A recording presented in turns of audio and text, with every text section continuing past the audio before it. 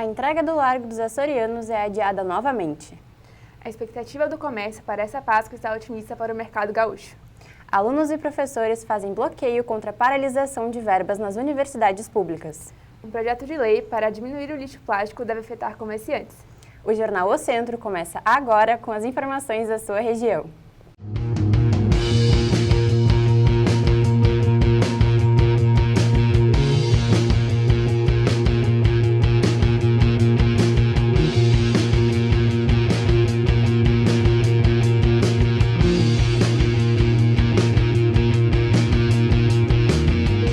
As obras do Largo dos Açorianos seguem inacabadas.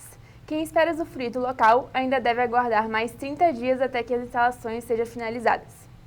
Mais de 2 anos após o prazo inicial estipulado para a obra, ainda levará um mês até a entrega do Largo dos Açorianos. De acordo com a Secretaria Municipal de Meio Ambiente e Sustentabilidade, o atraso se deve ao enchimento dos espelhos d'água e à limpeza de todo o entorno. A revitalização do Largo dos Açorianos teve seu projeto iniciado em 2015, com previsão de entrega para maio de 2017. Mas os adiamentos posteriores e as 7 notificações realizadas à empresa responsável pela manutenção e revitalização da obra atrasam a entrega do projeto para os moradores e comerciantes do entorno. Esse Largo dos Açorianos já estava bastante degradado, né? Assim, com o passar do tempo, né? Era ocupado por muitas pessoas de rua, né? Muitos usuários e tal. Isso aí estava bastante chato porque as pessoas já não estavam mais utilizando o espaço, né? E eu acho que era uma obra bem necessária, né, ser feita, né? Só espero que agora que estão revitalizando, que modificaram tudo e ficou bem bacana, né? Dá pra ver agora que tiraram os tapumes, né? Eu espero que a prefeitura coloque uma guarda municipal, né, para tomar conta, para deixar para a população viver aqui, né? Em 2016, as obras começaram atrasadas, pois a empresa encontrou fiações e redes de responsabilidade do Departamento Municipal de Água e Esgotos, o DEMAI, e da Companhia Estadual de Energia Elétrica, CE. Em meados de 2017, a estimativa feita para entrega em fevereiro do ano passado foi extrapolada por mais 6 meses. Neste ano, a projeção de conclusão da Secretaria foi estabelecida para março, mais uma vez sem sucesso. No mês de abril, uma extensão foi concedida até maio. Na verdade, o que aconteceu ali no Largo foi a descoberta de redes que a gente então desconhecia, né, até que fosse lançado o edital de licitação. Quando a gente começou a fazer o trabalho de limpeza ali no lago e de remoção de lodo, a gente descobriu algumas redes de infraestrutura que existiam ali próximo ao viaduto. Isso tudo elevou o custo da obra porque eram coisas que não estavam previstas no orçamento inicial. O orçamento final das obras é de R$ 5.400.000, 15% a mais do que o montante previsto no projeto original. O recurso ele provém do Fundo do Meio Ambiente, né? Existe um conselho do meio ambiente. Esse conselho então define onde o dinheiro do fundo, que advém de multas e todo tipo de infração ambiental, vai acumulando nesse fundo, né, ou de algumas contrapartidas também. Foi explicada a importância da área e a necessidade de investimentos, então foi aprovado a utilização do recurso do Fundo do Meio Ambiente para a execução da revitalização do entorno ali da Ponte de Pedra. A Elma Eletromontagens, empresa responsável pela revitalização mediante processo licitatório, alegou esgotamento de sua capacidade para cumprir o cronograma de obras. Nós, como somos os fiscais da obra na prefeitura, nós temos a fiscalização da obra, nós estabelecemos que a comunicação sempre ocorresse mediante a prefeitura, justamente para facilitar, como são vários os setores intervenientes numa reurbanização como essa, e a prefeitura sempre está acompanhando e frente ao contrato, que a gente possa ter o controle mesmo da informação e da comunicação para poder evitar, né, algum ruído de comunicação. A gente espera, com essa revitalização, proporcionar uma melhora significativa nesse espaço, né, que a gente consiga entregar agora às pessoas um espaço melhor, qualificado e garantir um espaço público de qualidade à população porto-alegrense. Em torno do Largo dos Açorianos, quando você faz essa passagem pelo largo, tem algo que te incomoda com as obras ainda não concluídas? Na verdade, existe uma expectativa, né, em torno desse ponto que é uma referência aqui na cidade, né? E em função dos adiamentos, assim, a gente fica esperando que as obras sejam concluídas o mais breve possível. Na verdade, eu acho que a maioria das pessoas espera, né, para que seja concluído e que possa aproveitar e usufruir do espaço. 2 em cada 3 prédios de Porto Alegre não têm marquises regularizadas. De acordo com informações da Prefeitura, 2 em cada 3 imóveis se mantêm irregulares na capital gaúcha. Ano passado, publicou-se um edital para agilizar a regularização dos prédios, mas isso não surtiu efeito. Em nota, a Secretaria Municipal do Meio Ambiente e da Sustentabilidade disse que hoje apenas 36% dos edifícios com marquises e sacadas têm um laudo de estabilidade estrutural vigente. A falta de manutenção adequada pode causar acidentes e gerar risco de queda dessas estruturas. Qualquer sinal de problema na estrutura dos prédios, o cidadão pode denunciar pelo telefone 156. A renovação da frota de ônibus de Porto Alegre teve o prazo prorrogado por mais 3 anos. O avanço da acessibilidade no transporte coletivo, que já está atrasado, enfrenta mais dificuldades. A Lei de Acessibilidade determinou, em 2004, que todos os ônibus do Brasil deveriam ser acessíveis até 2014. Desde 2009, os ônibus saem de fábrica com as adaptações necessárias para que todas as pessoas consigam utilizar o serviço. Em Porto Alegre, cerca de 80% da frota é completamente acessível. Eu acho que deveria ter mais, porque a quantidade de pessoas com deficiência que utilizam está cada vez maior. A espera por um ônibus adaptado demora, em média, até 40 minutos. Além do longo tempo, o atendimento prestado ao cadeirante no embarque nem sempre é adequado. Às vezes tu espera, vem 2, 3 ônibus que não são adaptados. Quando vem um adaptado, não está funcionando. Ou o próprio cobrador, motorista, eles não sabem lidar, entendeu? A coordenadora de acessibilidade da Fundação de Desenvolvimento de Políticas Públicas para Pessoas com Deficiência afirma que a acessibilidade nos ônibus de Porto Alegre não pode ser pensada apenas na questão de haver ou não um elevador para o cadeirante, mas sim que diversos elementos devem ser contemplados. A atitude das pessoas que vão receber esse cadeirante, esse usuário do transporte público, que essa pessoa consiga ali entrar e sair do ônibus com total autonomia. Isso é acessibilidade. Legalmente falando, 100% da frota de Porto Alegre ela é acessível. Os veículos que não são construídos com elevador, ou seja, os veículos anteriores a 2009, eles não podem ser alterados, não pode se colocar um elevador. Segundo o Tumeleiro, a longa espera dos cadeirantes pelos ônibus adaptados vai ser solucionada quando houver elevadores em toda a frota. Ainda garante que os motoristas e cobradores passam por uma preparação obrigatória para atender pessoas com deficiência. No ano passado, foi sancionada uma lei que aumentou a vida útil dos ônibus articulados ou movidos a combustíveis alternativos de 10 para 15 anos. O decreto de regulamentação dessa lei, publicado neste ano, determinou que a validade dos ônibus comuns também seja estendida para 14 anos. Essas decisões atrasam a renovação da frota dos ônibus prevista para 2019. Perdemos bastante, porque se a gente for pensar na nossa frota de 12 anos atrás, que várias coisas com relação, principalmente à acessibilidade, não eram empregadas na íntegra, a gente tem aí um percentual de veículos que não atendem às normas circulando em Porto Alegre. Uma solução parcial para o problema é a implantação de GPS nos ônibus de Porto Alegre, um projeto da Prefeitura que deve estar disponível em setembro deste ano. O serviço vai disponibilizar um aplicativo de celular que informa os horários dos ônibus em tempo real. A proposta deve facilitar o uso do transporte público, inclusive para pessoas com deficiência. O aplicativo de acesso do GPS vai ser acessível e deve avisar aos usuários se o ônibus é adaptado ou não. O Ministério Público do Rio Grande do Sul está investigando cerca de 100 taxistas suspeitos de apresentar exames toxicológicos falsos, indicando que não são usuários de drogas. A suspeita de fraude foi identificada pela Prefeitura, que passou a exigir os laudos desde 2018. Na maioria dos casos, os motoristas investigados usavam informações de exames de taxistas que deram negativo. e adulteravam o documento entregue à Prefeitura. A investigação começou após denúncias de que exames estavam sendo comercializados em pontos de táxi pela cidade. Em Porto Alegre, todos que desejam se proteger da gripe já podem buscar a vacinação nos postos de saúde. As vacinas contra a gripe estão abertas para a população em geral da capital.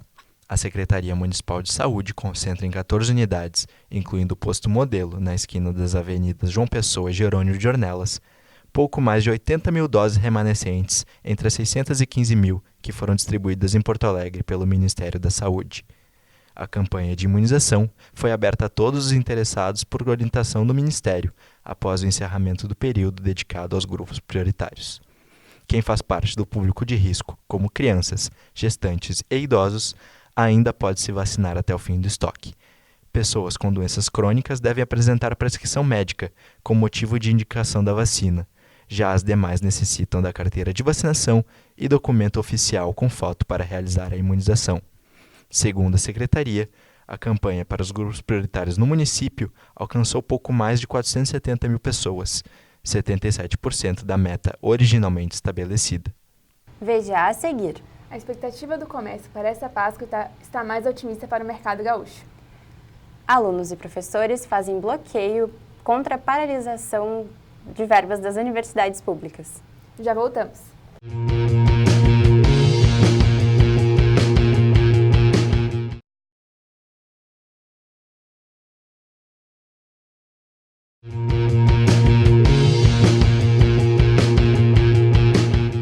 O Hospital Beneficência Portuguesa está oferecendo serviços clínicos, cirurgias e diagnósticos pelo SUS. A previsão é de que os serviços estejam disponíveis até 2025. O Hospital Beneficência Portuguesa passou por uma crise a ponto de quase fechar as portas em 2017. A instituição voltou a funcionar em agosto de 2018, sob a administração da Associação Beneficente São Miguel, responsável pelo espaço até hoje.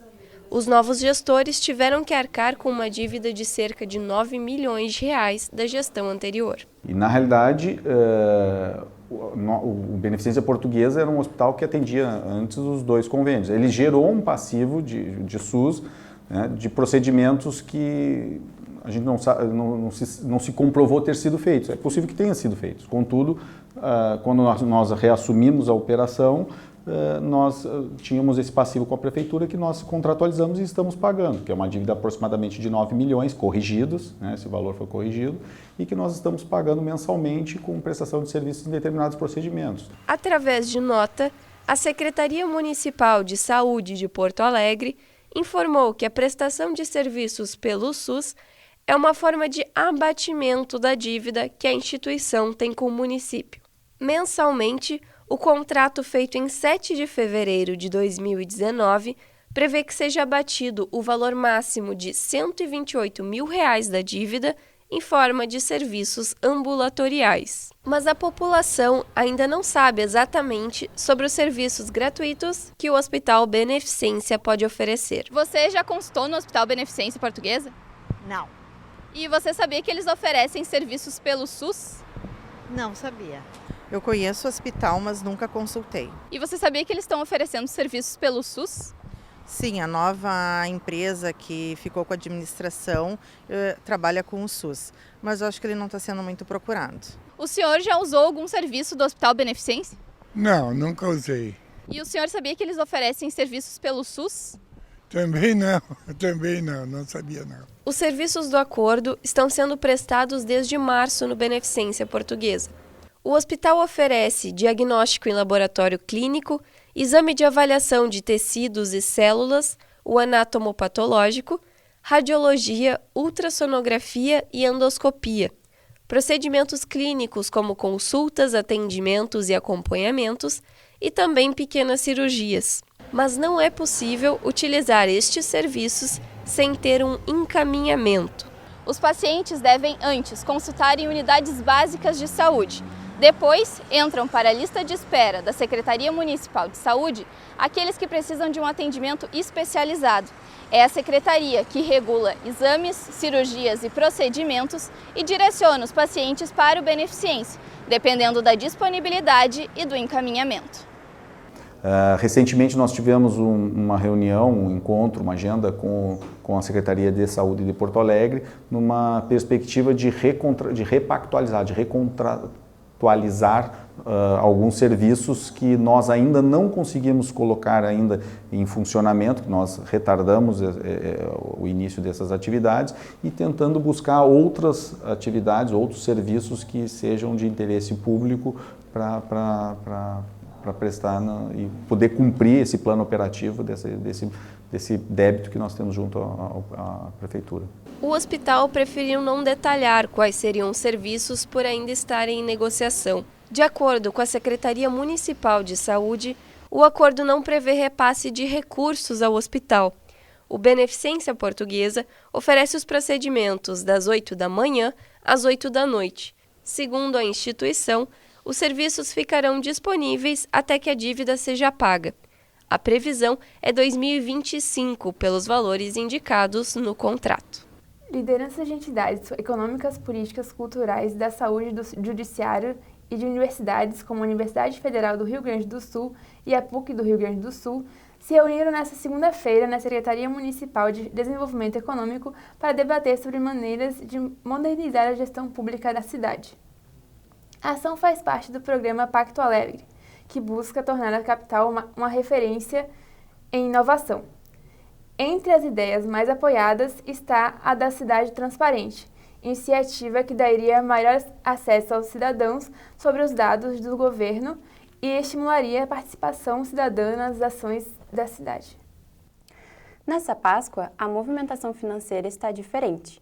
Os ovos alternativos tiveram um aumento significativo de 20%. Os produtos de chocolate tradicional continuam com espaço no mercado gaúcho. Praticamente todos os ovos de Páscoa levam leite na composição. Antigamente, quem não consumia produtos de origem animal poderia ficar sem opção.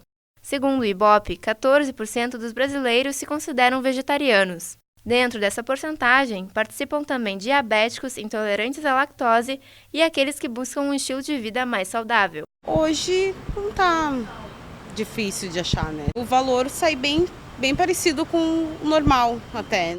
De acordo com uma pesquisa encomendada pela Associação Gaúcha de Supermercados, 19% dos gaúchos vão comprar chocolate diet ou light para esta Páscoa. A minha expectativa é dobrar as vendas do ano passado. E, assim, dos 4 sabores de colher que eu tenho, 3 são veganos. Porque eu vejo mesmo o público pedindo cada vez mais. E os sabores... O único sabor que não é vegano, que leva ovos, é o que menos está saindo. Então, tem uma procura muito grande, né? A Uvebra, empresa de chocolates industriais sem lactose, sem proteína animal e sem açúcar, prevê um crescimento do faturamento de 20% ano a ano durante a Páscoa. Porém, a projeção do mercado em geral não é tão otimista assim.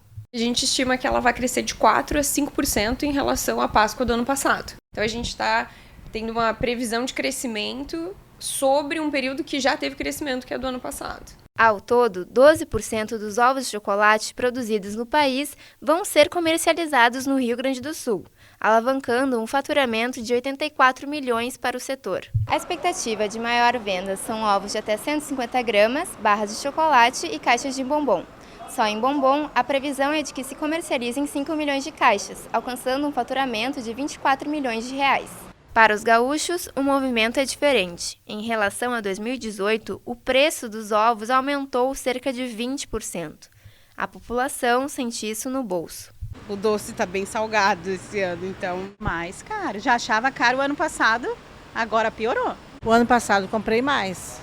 Esse ano vai ser bem menos. Também o custo de vida parece que está pior do que o ano passado.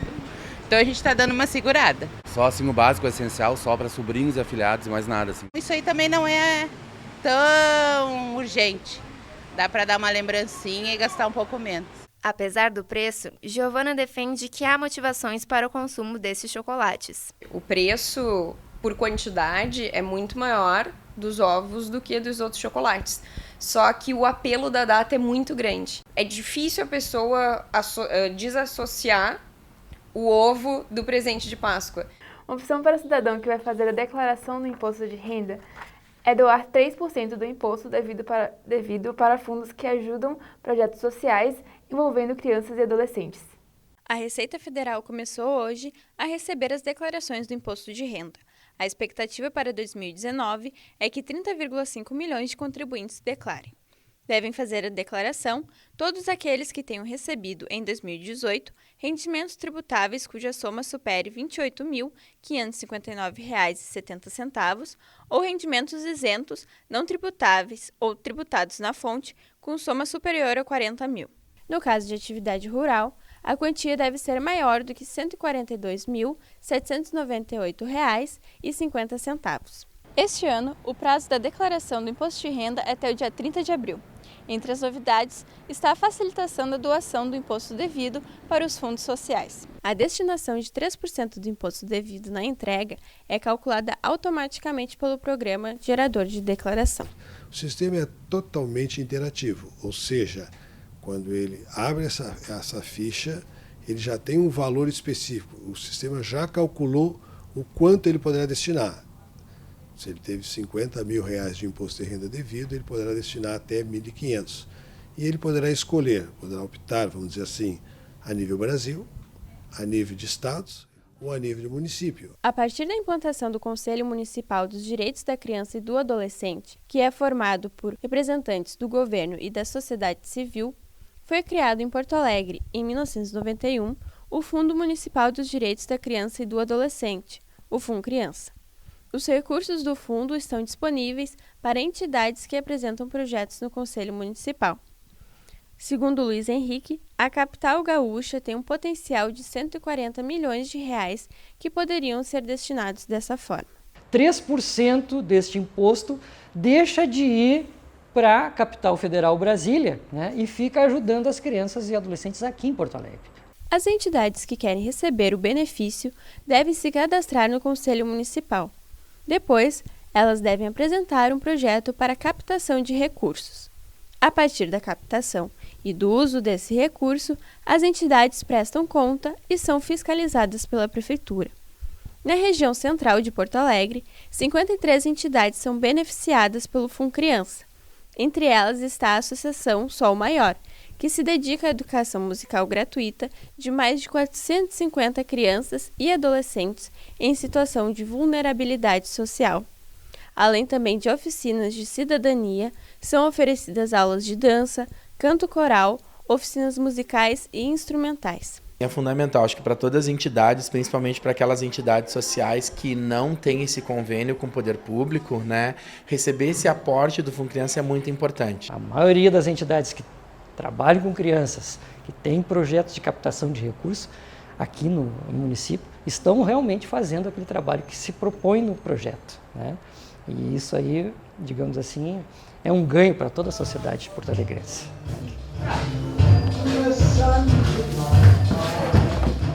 Veja a seguir.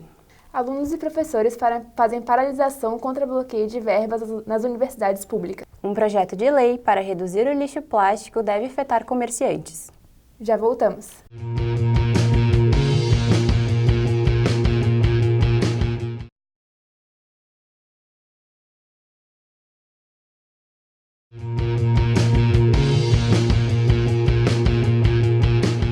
Alunos e professores fazem paralisação contra o bloqueio de verbas anunciado pelo governo federal. Os cortes de verbas nas universidades públicas e o cancelamento de mais de 3 mil bolsas de pesquisa anunciados pelo governo federal no fim de abril desencadearam manifestações que aconteceram hoje em todo o país. Em Porto Alegre, manifestantes se reuniram na Esquina Democrática, no centro da cidade, para um protesto marcado para 6 horas da tarde. De acordo com a Brigada Militar, por volta das 4h30 da tarde, 5 mil pessoas participavam do ato. Conforme os organizadores, eram 20 mil apoiadores. A URGS manteve paralisação parcial, enquanto a PUC do Rio Grande do Sul, Unicinos e Uniriter informaram que as aulas ocorreram normalmente.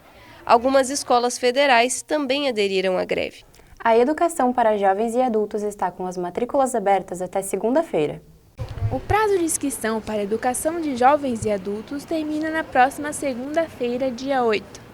Serão disponibilizadas 320 vagas que permitem a conclusão do ensino fundamental em até 1 ano e sem custos. A idade mínima para se matricular é 15 anos.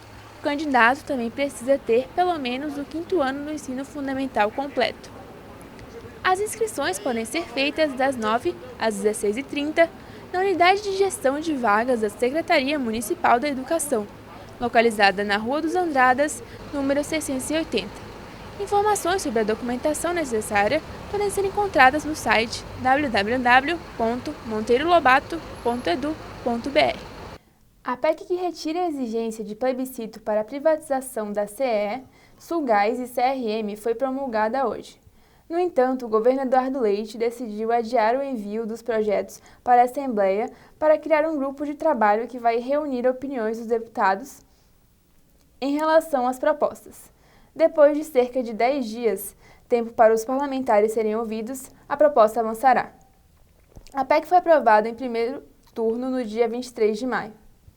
Projeto de lei para restrição da venda e distribuição de copos plásticos descartáveis é proposto na Câmara de Porto Alegre.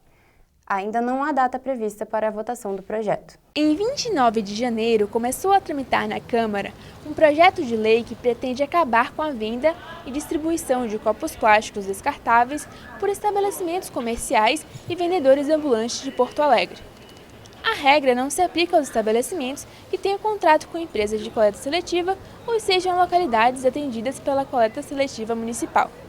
O projeto tem como objetivo diminuir a quantidade de lixo plástico em Porto Alegre. O plástico que cai numa água, por exemplo, os bichinhos vão com menos. Eles não conseguem distinguir, às vezes, uma partícula pequenininha de um alimento e aquilo vai dar um problema muito grande no sistema digestivo do animal. Além do que, eles podem se asfixiar. E outras questões é dos bichinhos estar com o bico preso, alguma parte do corpo presa no plástico, inclusive ocorrer alguma deformação. O projeto prevê um período de 6 meses para a adaptação dos comerciantes. Quem descumprir a regra poderá pagar entre R$ 417 e R$ 5.012 de multa. Para se adaptar, os comerciantes precisarão fazer uma reavaliação de custos. Para acabar com os copos plásticos descartáveis, os comerciantes precisarão encontrar alternativas. Opções biodegradáveis podem custar 2 vezes mais que os copos convencionais. Já para fazer a higienização de copos reutilizáveis, é preciso ter estrutura e mão de obra. Isso vai acarretar uma mudança organizacional de processos, porque uma série de materiais reutilizáveis eles vão ser sujeitos a recolhimento e processo de lavagem e higienização. E isso vai exigir, então, uma mudança na estrutura de custos da própria empresa, e ela vai ter que avaliar se efetivamente essa estrutura de custos ela vai suportar simplesmente absorver esses custos adicionais, ou ela vai ter que ter algum tipo de compensação, que normalmente quem realiza essa compensação é o cliente. Antes mesmo do projeto, este estabelecimento optou por usar copos de vidro e de plástico reutilizável. Quando necessário, utilizam também copos de papel, que são biodegradáveis. A pessoa vem aqui, faz o pedido do café e é para levar, a gente já faz ele num copo biodegradável. Então a gente foi atrás de um fornecedor que ele é realmente um fornecedor mais caro de um material biodegradável, ou seja, ele vira adubo facilmente na terra. Esta lancheria ainda utiliza copos de plástico, mas já está no processo de mudança para materiais biodegradáveis e reutilizáveis. Nós aqui já estamos providenciando copos canudos de plástico não, desculpa, de papelão. O patrão está pesquisando valores, coisas para trocar. A gente está mudando, procurando melhorar e evoluir um pouco, né? Para alguns comerciantes, o projeto de lei não é a solução mais efetiva. Mas eu acho que é um mal necessário, tem que ter o plástico sim.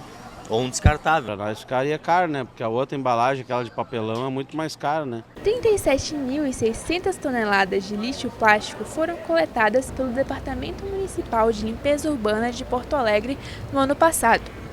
Devido ao descarte inadequado, apenas 6,8% desse lixo foi reciclado. Além de estabelecer leis para diminuir o consumo de plástico, é necessário conscientizar a população. São processos de educação ambiental, né? Então essas coisas são lentas, porque se for assim acabar desse jeito, é uma coisa bem autoritária, né?